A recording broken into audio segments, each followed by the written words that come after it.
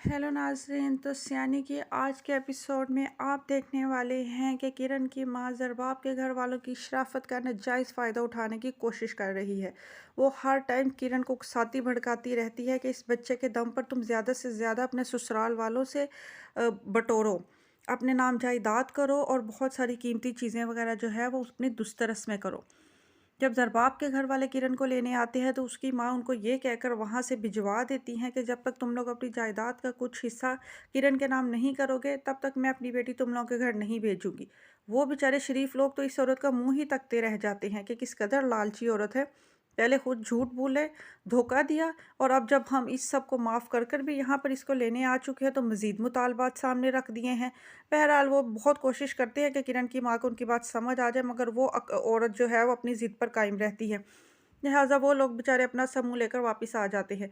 जब ज़रबाब उनसे ये बात पूछता है कि क्या हुआ, आप लोग किरण को वापस क्यों नहीं लाए, तो उसकी माँ कहती है, किरण की माँ ने उसको यहाँ भेजने से इनकार कर दिया है कि जब तक हम उन लोगों को अपनी जायदाद में से कुछ हिस्सा नहीं देंगे वो किरण को यहाँ नहीं भेजेंगी।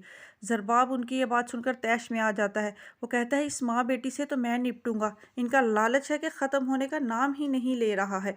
धोखा फ्रॉड खुद किया और अब हमारे ऊपर टांग ऐसे रख रही हैं जैसे हम कसूरवार हैं या हम गलत हैं।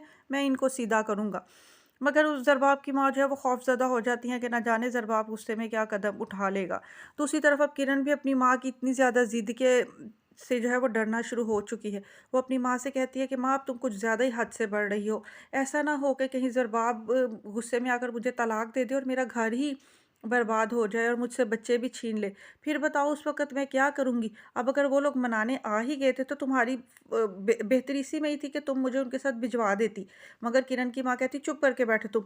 जैसा मैं कहती हूँ वैसा करोगी तो तभी तुम कामयाब होगी, तभी तुम्हारी वहाँ पे वैल्यू और इज़्ज़त रहेगी और मकाम बनेगा। उन लोगों की बातों में आने की ज़रूरत नहीं है। वो लोग अपने बच्चों की वजह से मजबूर हुए हुए हैं। बस तुम उनकी इसी मजबूरी का फ़ायदा उठाओ और ज़्यादा से ज़्यादा अपने नाम कोई जायदाद और कुछ करवाओ ताकि तुम्हारे पास कोई सिक्योरिटी हो। आज ज़रबाब ने तुम्हें घर से निकाल दिया है, वो कल भी दोबारा ऐसा कर सकता है, तो उस वक़्त क्या खाली हाथ लेकर यहाँ पर बैठी रहोगी?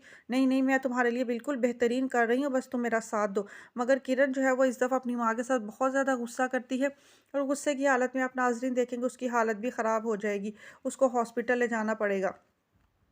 दूसरी तरफ उजाला ने भी अब ये फैसला कर लिया है कि वो अब रिजवान जैसे इंसान को मजीद बर्दाश्त नहीं करेगी, क्योंकि उसने बहुत कोशिश की है कि वो रिजवान के साथ अपना घर बसा ले और रिजवान की आदतों में तब्दीली आ जाए। मगर रिजवान जो है वो एक नंबर का लफंगा इंसान है और उसको वो बिल्कुल भी उजाला के साथ मुखलिस नहीं है। ना सिर्फ उजाला के साथ बल्कि वो तो अब अपनी होने वाली औलाद का भी दुश्मन बन गया है। वो उजाला से कहता है कि उसको ये बच्चा नहीं चाहिए, इस बच्चे का काम तमाम करो। मगर इस बात का उजाला रिज़वान को टका सा जवाब दे देती है कि तुम्हें बच्चे की फ़िक्र करने की ज़रूरत नहीं है। मैं ट्यूशन पढ़ाकर या कोई भी काम करके अपने बच्चे को पाल लूँगी, और अगर तुमने मेरे साथ ज़्यादा ज़बरदस्ती की कोशिश की तो मैं इस घर से चली जाऊँगी। मगर रिज़वान जो है वो अपनी हरकतों से बाज़ नहीं आ रहा है। उजाला को ये बात समझ आ गई है कि उसको और उसके बच्चे को रिज़वान से बहुत ज़्यादा ख़तरा है, लिहाजा वो यहाँ से जाना चाहती है।